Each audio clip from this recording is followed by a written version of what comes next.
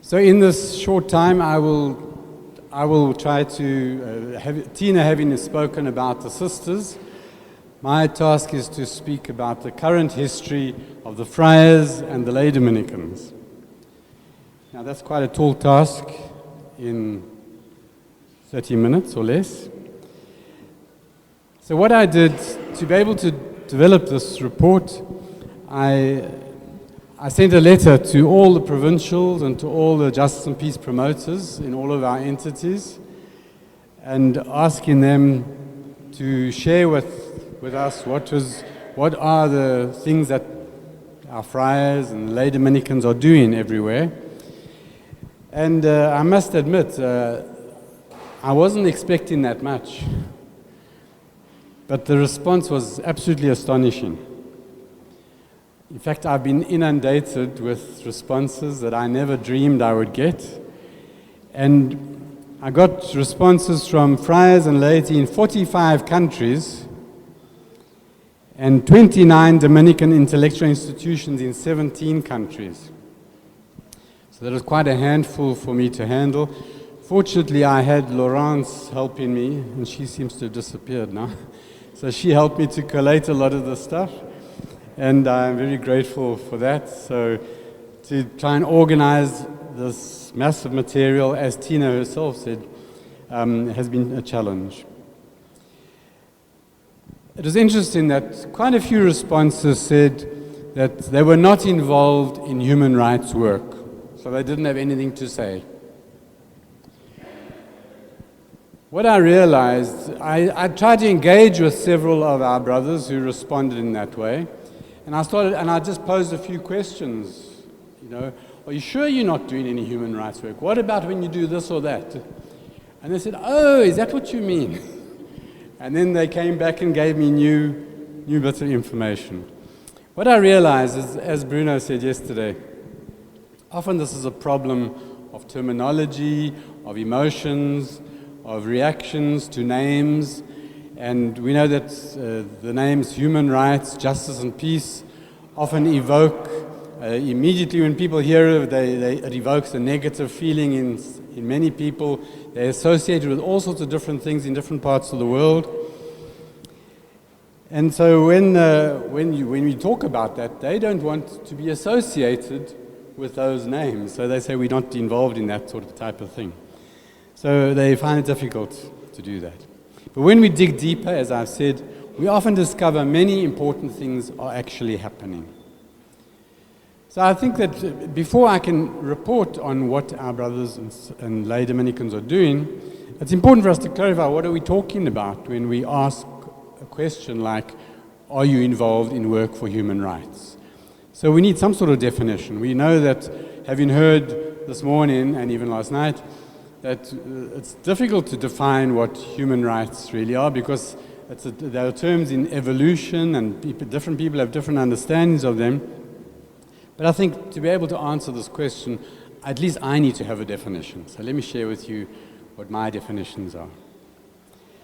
So although there's been a great evolution in the understanding of human rights in the church, we are talking about actions that are rooted in the following three approaches, in my view. The first approach is that there are actions which are recognition that every single human being is a child of God with a right to the material and spiritual conditions that enable her or him to be free and to flourish to the fullest extent of her or his capacity in a way that contributes to the common good of all people and of all creation. Sorry, it's a bit of a mouthful. But that would be the first understanding I would have of, when we talk about human rights, we talk about having that type of approach. So we can all think about, how does that relate to my actual definition about the approach I have? The second approach it needs is an awareness that the basic rights of the vast majority of people and the rights of a sustainable earth are being violated and suppressed every day. So it's an awareness and a recognition that this is actually happening. And the third approach sorry, this is still part of the second one. This leads, the fact that all these violations are happening leads to massive destruction of the earth and indescribable suffering of so many people on a minute-by-minute basis. Then the third approach is an action for human rights is identifying and addressing the root causes of these violations and the suffering so that all people and the whole of creation can experience the good news that Jesus offers. Taken from Luke 4:18, which those of you who heard me before know that I see this as pretty much a foundational text. Where he said, I come to bring good news to the poor, the blind, the prisoners, the oppressed. And I see in that he came to bring good news. The good news he came to bring is economic justice for the poor, because that's what is good news for the poor ultimately. Good news for the blind, the sick, the afflicted is healing.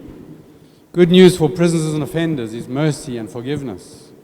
Good news for those who are oppressed in whatever way is political justice. So economic and political justice, healing and mercy, this is the good news. And the approach of human rights is to be trying to address the causes which are preventing that good news becoming a reality. I think we can probably safely say that the majority of Dominicans would recognize the first 2 points at least. I don't think there'd be very many who would not. Most Dominicans would be able to believe that everyone is born with equal human dignity. And secondly, that we see the violations happening, we see the poor, we see the suffering. I don't think there will be many Dominicans who would not recognize those. But I would suggest that the number who would see the need for the third one is quite a bit reduced. In other words, seeing the need to tackle the root causes of that, we're going to get much fewer people who would adopt that approach. In a response to a question about bringing good news to the poor, and I often ask that question wherever I go, how are you bringing good news? How is your study going to help you to bring good news? How is your ministry? How are your liturgies going to help you to bring good news?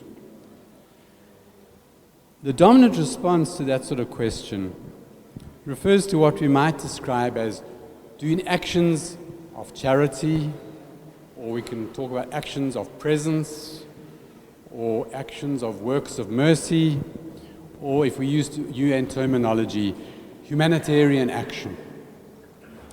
And that's often the first response of many people. We see the poor, we see the suffering, we need to be with them, we need to help them and give a response to them.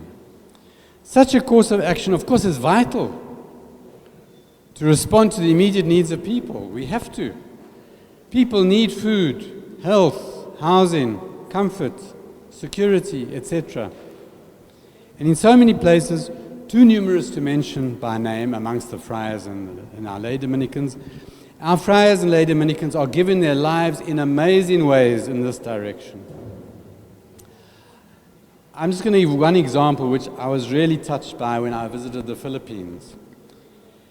I found the lay Dominicans there had set up a hospital 50 years ago, and it's still functioning today, running totally with volunteers. They don't have a single employed person. And it's survived for 50 years with volunteers who are the doctors, the nurses, the laundry people, the cooks, everyone. And these lay Dominicans have achieved that. I was humbled and astounded that this can happen. And this is a good example of wonderful actions that are happening all over to respond to those first two approaches. Now, while such humanitarian action is indispensable and laudable, nevertheless it can become counterproductive if it's not accompanied by dealing with the third point, namely addressing the root causes. And there are many inspiring examples of Dominicans engaging with these root causes. And that's what I will now proceed to talk about. So my focus, from all the many responses we've got, I've tried to just extract a few examples. Clearly, we couldn't give a story about everyone, and maybe you sent some of these things, and maybe you're not going to see what you sent in the presentation. I apologize for that. But as you can imagine, in a few minutes, we cannot say everything. So we've just tried to extract a few points that would illustrate what we're talking about. And in the groups afterwards, you can add to that if you think the important things that have been missed.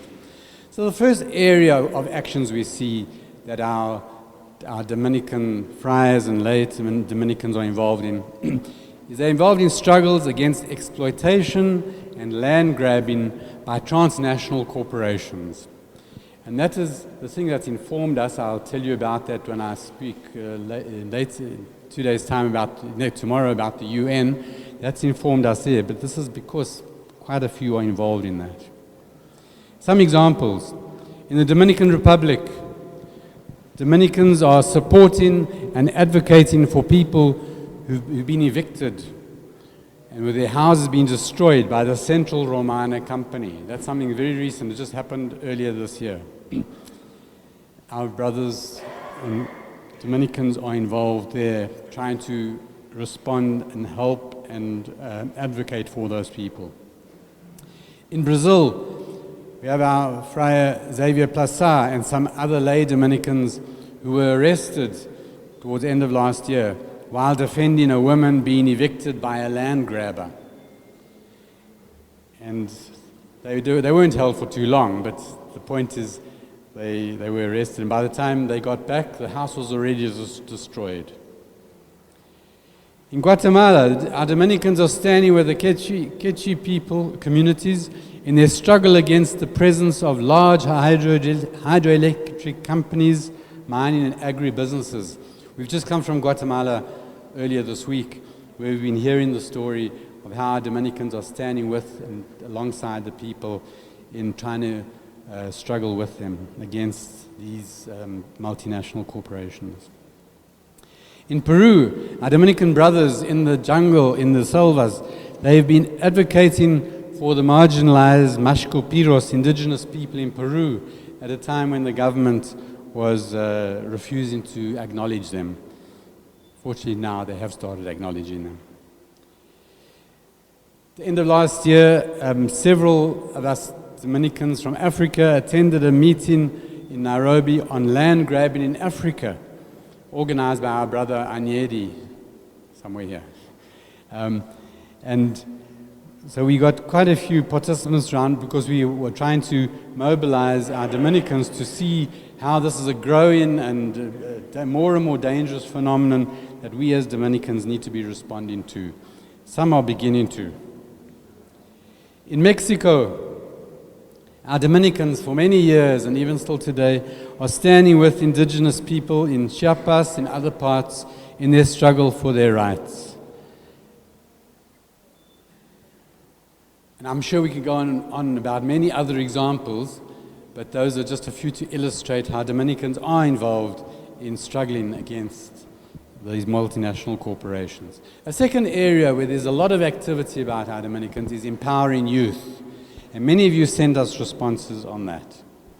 So in Burundi, for example, our brother Deo Gracias has organized a Centre Agakura, in which development and training for youth living in very poor conditions, street children and others who are very poor,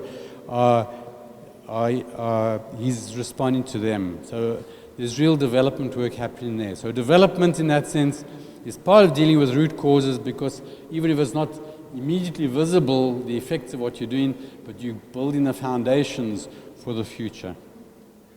In Indonesia, our brothers and lay Dominicans are involved in scholarship programs for poor children. They sent us many pictures of that. I just had to select one. In India, our Dominicans are involved in the promotion of child rights through awareness and protection of street children. And our brother Harold will be able to tell you all about that here. In South Africa, we have brothers who are giving hope to orphans and vulnerable children in several different ways. Then there are several brothers and lay Dominicans who responded saying that they're involved in gender empowerment, empowerment of women, empowerment of other sexual minorities in different parts of the world. And the one example I've given was from India, where they assist in economic independence amongst rural poor women through sustainable livelihood opportunities. They're also helping them to deal with issues of dowry, issues of divorce, where they often get marginalized. And others spoke about bringing together other minority groups, indigenous people, homosexuals, others who are marginalized, and accompanying them in one way or another. Then in the area of solidarity and peace building during wars, our Dominicans again are involved in many things there. In the Central African Republic, our Dominicans have been standing firm, our sisters and our brothers, through the terrible violence that took place in the last few years, and it's coming back again now, unfortunately. But they've stood firm, even though they themselves had their houses looted, and they stood firm, and they were very involved in all peacekeeping efforts, interreligious dialogue, etc. There were thousands of children in refugee camps. There are not so many anymore. But in this context, our Dominicans are bringing comfort and bringing hope daily to scores of people who come, at least to our Friars Chapel, every day. In Iraq, of course, there are two places in Iraq, in Erbil, in Kurdistan, where Sister Hamas from. Our Dominicans are bringing hope to about 3.2 million. I think it's gone up by now since I got that figure. 3.2 million people are being displaced by Daesh or ISIS, and our sisters are involved there with them. In Burundi, our brother Emmanuel set up the Centre Ubuntu, where there's a healing of memories and conflict resolution. In Kenya, we organized a big meeting last year for the Great Lakes region, where Dominicans from all the countries of the area came together to talk about how we can be involved in peace-building efforts together. Many are involved in work with prisoners, and I didn't have time to go into all of those, but in the USA, several have been involved in work to end the death penalty. But also we have brothers and lay Dominicans working with prisons in Hong Kong, Indonesia, Malta, Pakistan, Taiwan, and I'm sure many other places. Concerning refugees and migrants, we have several involved there as well. In France, we had a wonderful action just in the last year where our brothers in France, they opened up their convents to so many refugees, especially Syrian refugees, and they've been supporting them in an amazing way. In Spain, there was a Congress on Migrants just a few months ago that you would have heard about. And also Canada, Mexico, Haiti, they're all responding to migrant issues. In Vietnam, we have our brothers and sisters. We have a brother and sister working for the Bishops' Conference, struggling for religious freedom. Our brother Francis is here amongst us as well. And I wanted to also say there are many other places where Dominicans are involved with our Bishops' Conferences in their Justice and Peace departments. Now, if we look at our Dominican intellectual institutions engaged in the Salamanca process, and that will be my last thing, and I have a few minutes to do that, which is probably more important. The one area where our intellectual institutions are involved is in environmental and rural development. They engage with environment issues and rural development issues. So you find, for example, in the Philippines, at the Aquinas University in Legazpi, the university took a lead in the campaign to save Rapu-Rapu, an island nearby, which was being devastated by foreign mining companies. And our sister Madonna, who's amongst us here, I'm sure she will be able to, she was very involved in that process, working with our university. Also, the Wele University in Isiro, in the Congo, and our brother and sister Roger and Celestino are here. They are very involved in sustainable exploitation of natural resources. They're trying to help the people to know how to survive without destroying the environment in the Congo, in the northeast part of the Congo. Then those that are involved in promoting rural development, our institutions and universities are involved in Nicaragua, Cote d'Ivoire, Benin, Argentina, all promoting rural development in one way or another. Around the whole issue of environment, we, as you heard last night, we organized for many Dominicans to come to Paris last year for the COP21 climate change conference. And we're hoping that that will give rise to more energy amongst all of us. Then another area of our universities and intellectual institutions is linking studies and research to the needs of poor communities. And there are several examples of this. For example, in Colombia, the university has projects where they send students out to work in the poorer areas, and that's all feeding into the studies that they're doing.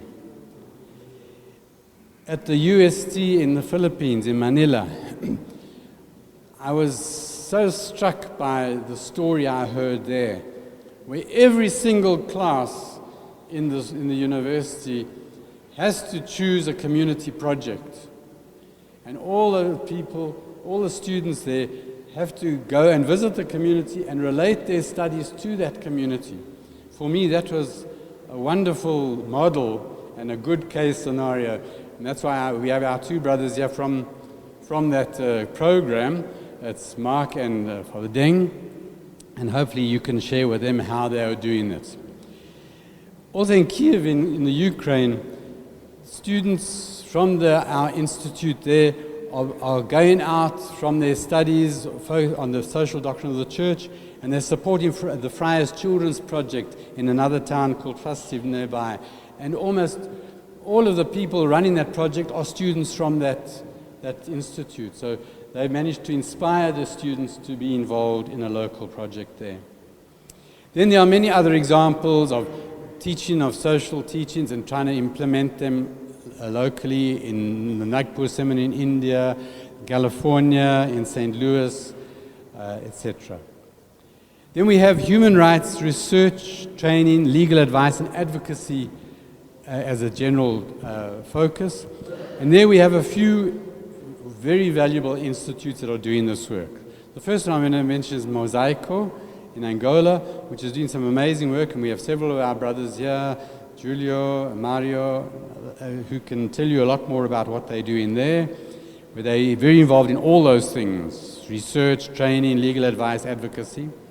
Then we've also got PEDUC, it's a program for civil engagement or education in Isidro at the same university in Huele. And in Mexico, we've got the Centro de Derechos Humanos Fray Francisco de Vitoria, where Miguel Concha can tell you a lot more about that. Then we have Dominican institutes doing social research and debates, or organizing those. And here we find them in Tucumán, we find them in Pistoia in Italy, in Las Casas Institute in the UK, in Poland, the Tercio Millennio. I'm not 100% sure what that is. I don't know if I got it right, but they're also doing things like that. Then several of the institutes are involved in interreligious dialogue, and we got a response especially from EDO in Egypt, where their objective is to counter Islamic fundamentalism through increasing an historical perspective. So the mission is to Muslims in that context. And we also have our presence in Turkey and our brother Claudio, who is here as well. And we also have the Shem Center for Interfaith Spirituality in Chicago, which is also trying to counter Islamophobia. And those are all the examples I can give you in the time that's available. I've just scratched the surface, and I hope you're not offended if I haven't mentioned your place or your activity, but it doesn't render what you're doing any less important. But I think the most important point that's emerging out of this is that I think we need to be encouraging all these humanitarian actions, but we need to be trying to deepen them by asking the question, why are they there? How can we get behind it? How can we address the root causes to stop them? That's the real human rights or justice and peace question we need to be asking. And I think that if we can keep asking that question, I have no doubt that as Dominicans our capacity to be able to follow the spirit of Francisco de Vitoria and the others we've been hearing about will be able to grow, and hopefully we'll be able to overcome the negative associations people have with human rights, with justice and peace, through the actions that we do. If we approach it not with an arrogance, but if we approach it with a genuine compassion and a genuine care, no one will be able to resist that. No one will be able to say or be able to deny that this is what the gospel is all about. This is what Jesus is all about. And this is what Dominicans should be all about. Amen.